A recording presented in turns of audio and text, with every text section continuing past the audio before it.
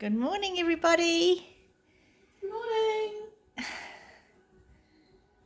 Okay, just thought I'd come to you today on what is the date today? Tuesday, April the 7th. Someone's birthday tomorrow. There's 3 of us in room 10 who are having birthdays tomorrow, which is pretty cool. But we have got something else that's pretty cool. We're going to finish our story today. Yay! We're up to chapter 29 and yeah, we're just about done. So let's get into it and let's finish what we've been working on, reading, listening to. Okay, so chapter 29, Armed Police. It was dawn by the time they trundled back into grey clothes. This time there was no police car to give them a lift. It was a very long way home from London on a mobility scooter. Over the speed bumps they went, bump, bump, bump, and whirred into Granny's drive. What a night, sighed Ben. My word, yes, good golly. I do feel rather stiff from sitting on that thing for so long, said Granny as she eased her old and tired body off the scooter. I am sorry, you know, Ben, she said after a pause. I really didn't mean to hurt you. It was just so nice spending time with you. I didn't want it to stop. Ben smiled. It's okay, he said. I understand why you did it, and don't worry, you're still my gangster Granny. Thank you, said Granny softly. Anyway, I think that's quite enough excitement to last a lifetime. I want you to go home, be a good boy, and concentrate on your plumbing. I will, I promise. No more heists for me, chuckled Ben. Suddenly, Granny froze. She looked up. She could hear a helicopter whirring overhead. Granny? Shh! Granny adjusted her hearing aid and listened intently. That's more than one helicopter. It sounds like a fleet. Woo, woo, woo, woo, woo. That was a police siren. That didn't sound like a very good police siren. Woo, woo, woo. The sound of police car sirens screeched from all around, and within moments heavily armed police surrounded them from every angle. Granny and Ben couldn't see any of the bungalows and the clothes anymore because they were trapped behind a wall of policemen in bulletproof vests. The whir of police helicopters overhead was so deafening that Granny had to turn her hearing aid right down. A voice came over a megaphone from one of the helicopters. You are surrounded. Put down your weapons. I repeat, put down your weapons or we will shoot. We haven't got any weapons, shouted Ben. His voice hadn't broken yet, and it came out a bit girly. Don't argue with them, Ben. Just put your hands in the air, shouted Granny over the noise.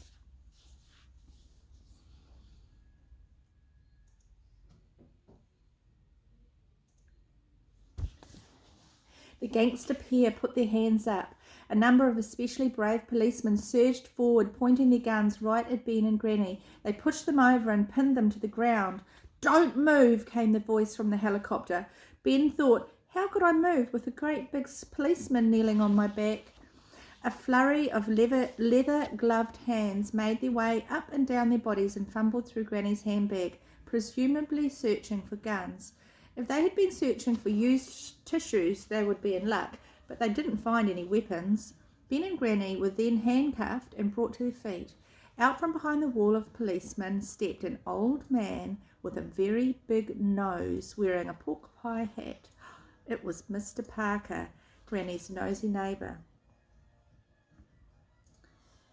Thought you might get away with stealing the crown jewels, did you? Whined Mr. Parker. I know all about your wicked plan. Well, it's over. Officers, take them away and lock them up and throw away the key. The policeman pulled the captives in the direction of 2 waiting police cars. Hang on a sec, shouted Ben. If we stole the crown jewels, where are they? Yes, of course, the evidence. All we need to put you 2 gangsters behind bars forever. Search the basket of the scooter at once, said Mr. Parker. One of the policemen went through the basket. He found a large package wrapped in soggy clean film. Ah, yes, that must be the jewels, said Mr. Parker confidently. Give it here. Mr. Parker shot Granny and Ben a smug look. He started unwrapping the package. Quite a few minutes passed until the big package was a little package. Finally, Mr. Parker reached the end of the cling film. "Ah, yes, here we are," he announced as a tin of cabbage soup fell to the ground. Could I have that, please, Mr. Parker, said Granny. "It's my lunch." "Search her bungalow," barked Mr. Parker, and a few policemen tried to bash open the front door by charging at it with their shoulders. Granny looked on, amused, before venturing. "I've got the key right here if you'd rather use that." One of the policemen approached her and rather sheepishly took the key. "Thank you, madam," he said politely. Granny and Ben shared a smile. He then opened the door, and what seemed like hundreds of policemen charged inside.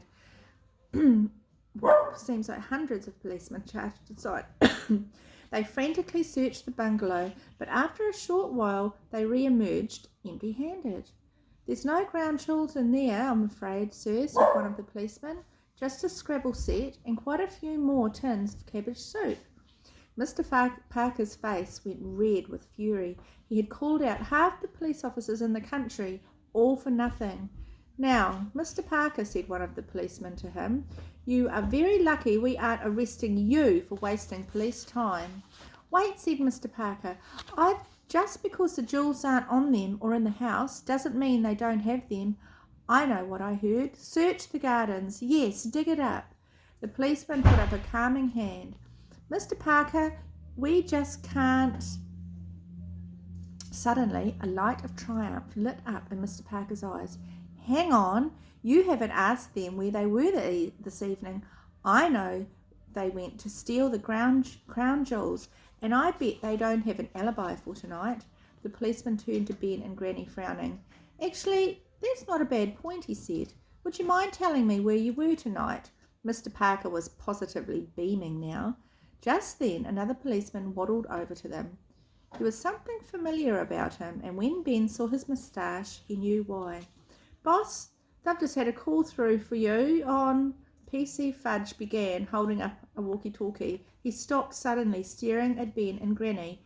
"Well," he said, "if it isn't the cling film people." "PC Pear," said Ben. "Fudge," corrected Fudge. "Sorry, yes, Fudge. Nice to see you again." The superior officer looked confused. "Sorry?" "The lad and his granny, they're the Cling Film Appreciation Society. They went to the annual meeting in London tonight. I dropped them off, in fact." "So they weren't stealing the crown jewels?" asked the boss. "Oh, no," laughed PC Fudge. "They were merging with the Bubble Wrap Society. Stealing the crown jewels, indeed." He smiled at Ben and Granny. "What an idea." Mr. Parker had gone red in the face. But they did it. They're villains, I'm telling you." While he was spluttering, the superior officer took the walkie-talkie from PC Fudge. "Yep, right, okay, thank you," he said. He turned to Ben and Granny. "That was Special Branch. I asked them to check if the crown jewels were still there. Turns out they are. I'm sorry, ma'am. And boy, we'll have those handcuffs off you in a jiffy." Mr. Parker slumped, looking utterly dejected. "No, it can't be."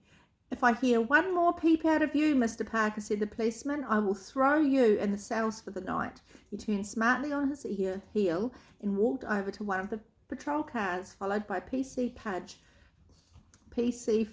who waved at Ben and Granny as he left. Ben and Granny approached Mr. Parker, their hands still cuffed together. "What you heard were just stories," said Ben. "Just my granny telling me stories, Mr. Parker. I think you may have let your imagination run away with you."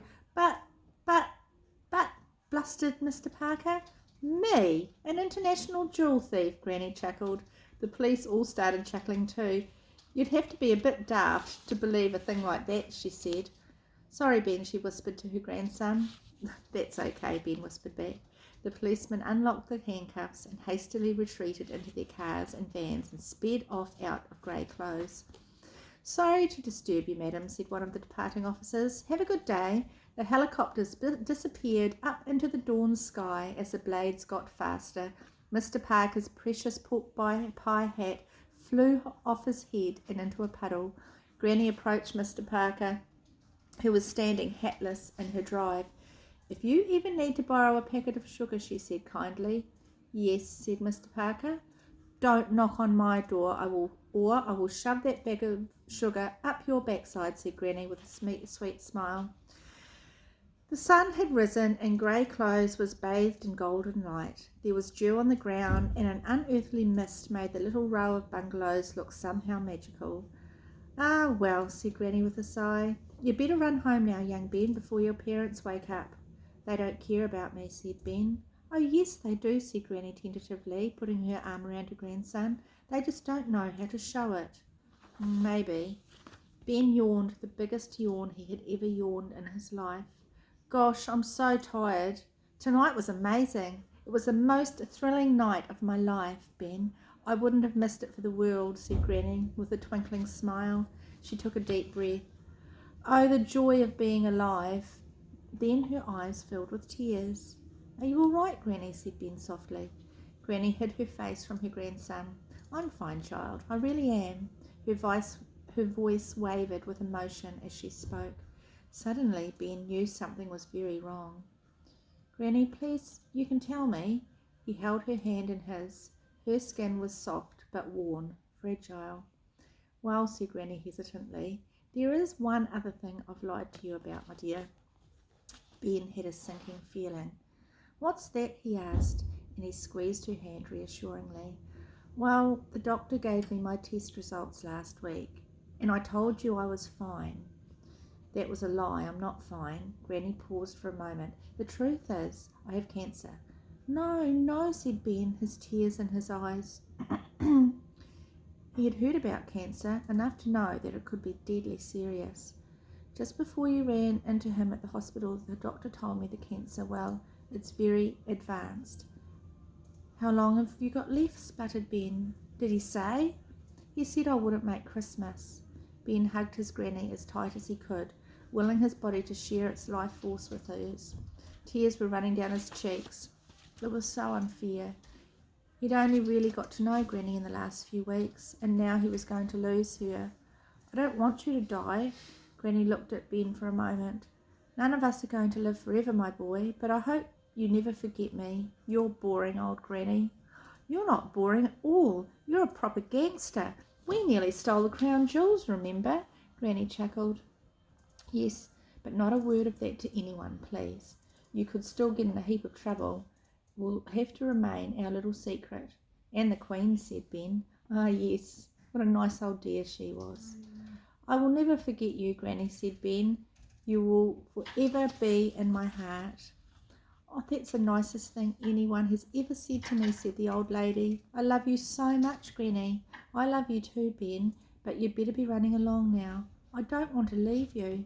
That's very sweet of you, dear, but if your mummy and daddy wake up and find you gone, they are going to be extremely worried about you. No, they won't. Oh, yes, they will. Now, Ben, please be a good boy. Ben reluctantly rose to his feet. He helped his granny up off the step. Then he held her close and kissed her on the cheek. He didn't mind her hairy chin. In fact, he loved it. He loved the whistle of her hearing aid. He loved that she smelled of cabbage. And most of all, he loved that she blew off without even knowing it. He loved everything about her. Goodbye, he said softly. Goodbye, Ben. Yeah. Saying goodbye.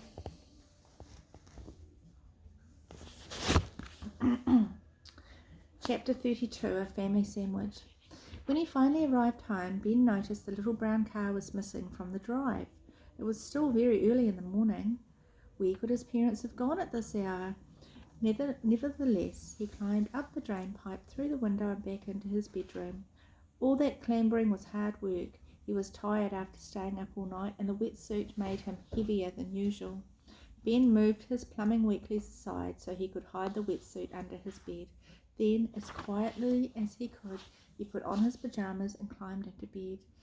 Just as he was about to shut his eyes, he heard the car speed up the drive and the front door open and the sound of his mum and dad sobbing uncontrollably.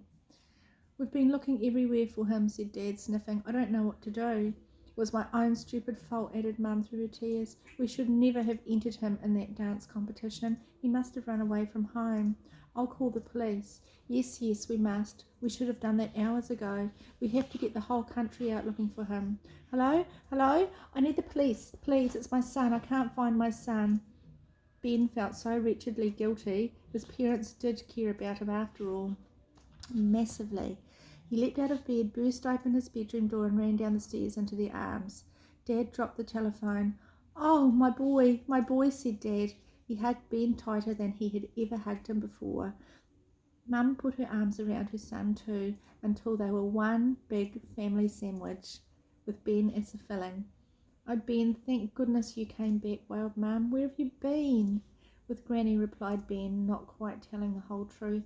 She's very ill, he said sadly, but he could see from his parents' faces that it wasn't a surprise to them. Yes, said his dad, uncomfortably. I'm afraid that I know, said Ben. I just can't believe you didn't tell me. She's my granny. I know, said Dad, and she's my mum too. I'm sorry I didn't tell you, son. I didn't want to upset you. Suddenly Ben could see the pain in his dad's eyes. That's okay, Dad, he said. Me and your mum have been up all night looking everywhere for you, added Dad as he squeezed his son even tighter. We never would have thought to look for you at Granny's. You always said she was boring. Well, she's not. She's the best granny in the world. Dad smiled. That's sweet, son. But you could still have told us where you were. I'm sorry. After I let you down so badly at the dancing competition, I didn't think you cared about me. Care about you, said Dad, a shocked expression on his face. We love you. We love you so much. Ben added, Mum. You must never think differently. Who cares about a silly dancing competition hosted by TV's Flavio Flavioli? I'm so proud of you, whatever you do. We both are, said Dad.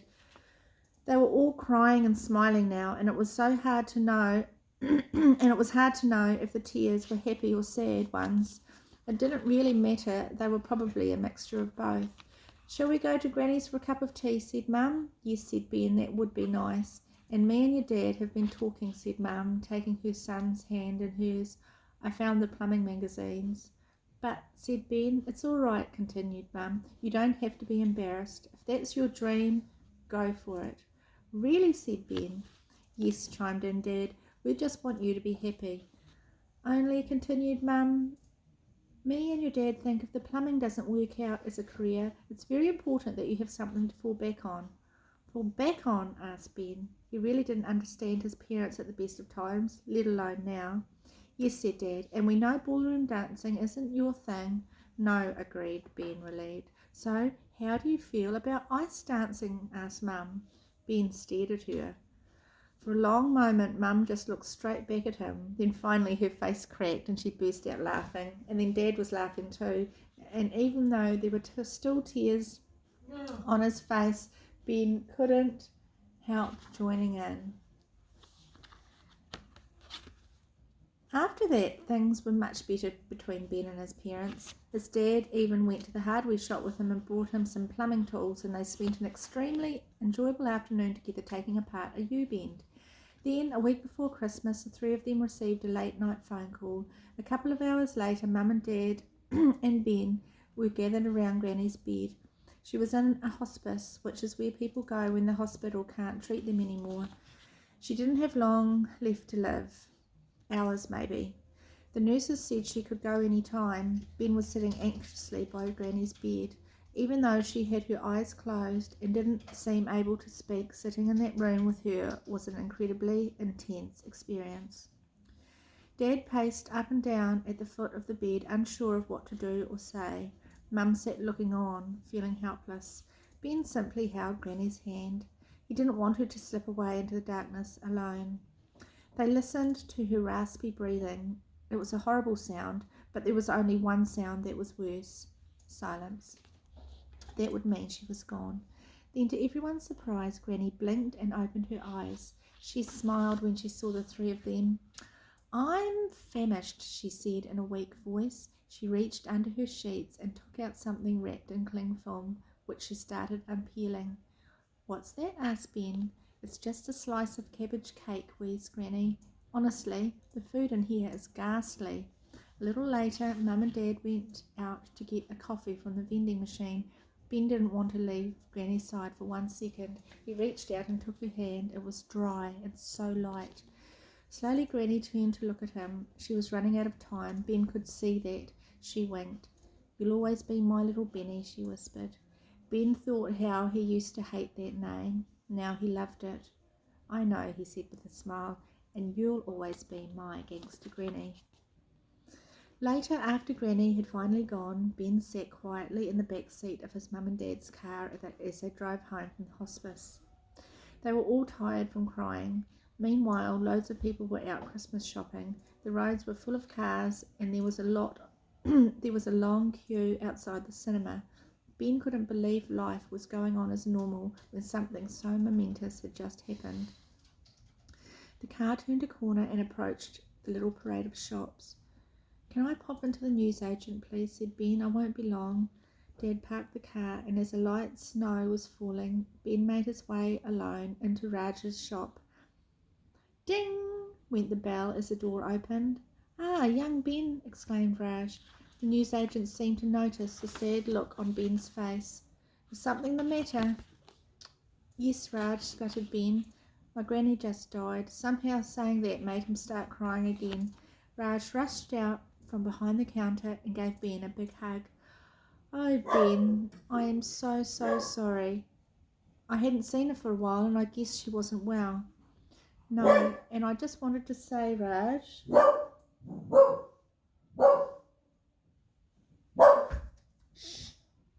Shh. "No, and I just wanted to... Shh. "And I just wanted to say, Raj," said Ben between sniffs, "thank you so much for telling me off that time. You were right. She wasn't boring at all. She was amazing. I wasn't trying to tell you off, young man. I just thought you had probably never taken the time to get to know your granny. You were right. There was so much more to her than I ever imagined." Ben wiped the tears away with his sleeve. Raj began searching his shop. "Now, I have a packet of tissues somewhere. Where were they? Ah, yes, just beneath the football stickers. Here you go." The newsagent opened the packet and passed them to Ben. The boy wiped his eyes. "Thank you, Raj." "Is it 10 packets of tissues for the price of 9? He said with a smile. No, chuckled Raj. 15 packets for the price of 14. Raj put a hand on Ben's shoulder. "You don't understand," he said.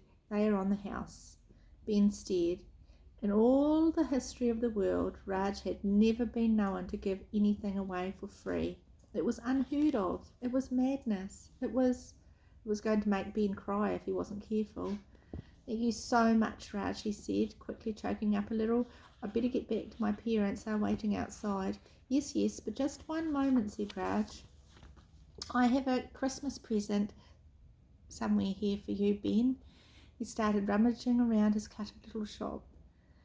"Now, where is it?" Ben's eyes lit up. He loved presents. Yes, it's right here behind the Easter eggs. "Found it," exclaimed Raj as he produced a bag of Murray mints. Ben was a tiny bit disappointed, but he just did his best to hide it. "Wow, thank you, Raj," said Ben, doing his best school play acting. "A whole packet of Murray mints." "No, just one mint," said Raj, opening the bag and taking a single Murray mint out before handing it to Ben. "They were your granny's absolute favourite." "I know," said Ben with a smile. The funeral was on Christmas Eve. Ben had never been to a funeral before. He thought it was bizarre. As the coffin lay at the front of the church, the mourners mumbled their way through unfamiliar hymns, and a vicar who had never met Granny made a tedious speech about her. It wasn't the vicar's fault, but he could have been waffling on about any old lady who had just died. He went on in a dreary monotone about how she liked visiting old churches and was always kind to animals. Ben wanted to shout out. He wanted to tell everyone, his mum and dad, his uncles and aunts, everyone there, about what an incredible granny she was, how she told the most amazing stories, and most of all, he wanted to tell them about the marvellous adventure he had shared with her, how they had nearly stolen the crown jewels, and had met the Queen. But no one would have believed him. He was only 11. They would assume he had made the whole thing up. When they arrived home, most of the people who were at the church descended on the house. They drank cup after cup of tea and ate plate after plate of sandwiches and sausage rolls. It seemed weird having the Christmas decorations up at such a sad time.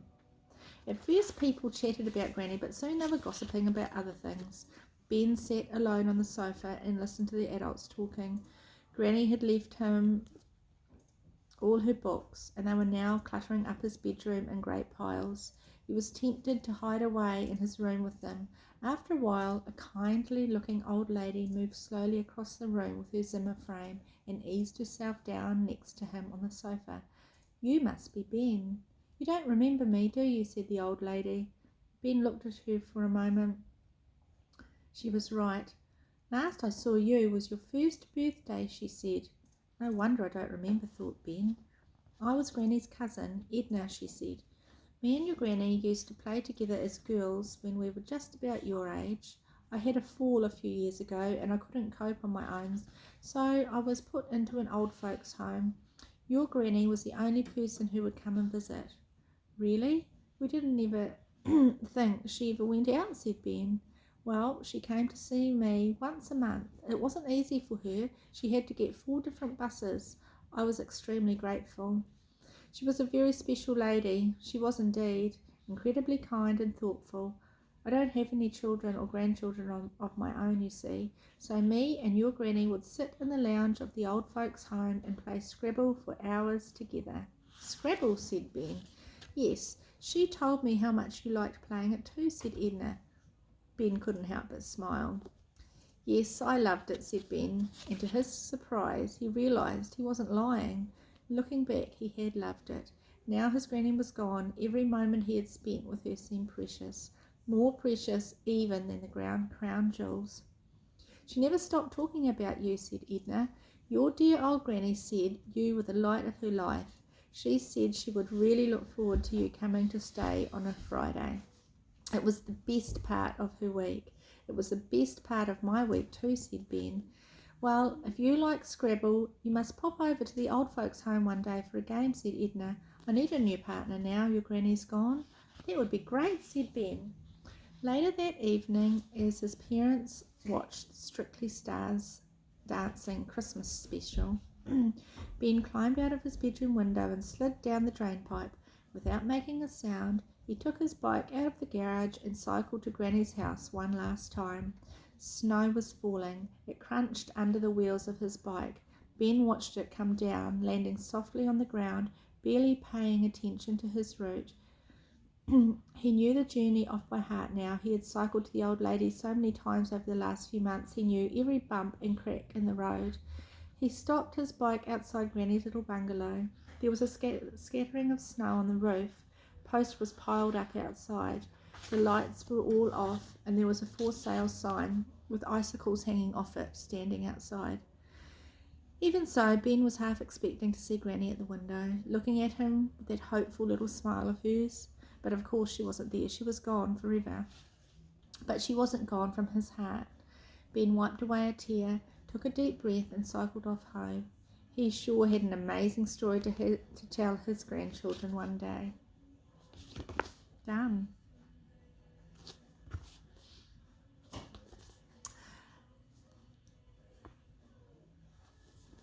What a cool story, and how nice was it at the end, just to make us actually think of our own grandparents, how special they are in our lives. I think I've told you before how much I loved my Nana.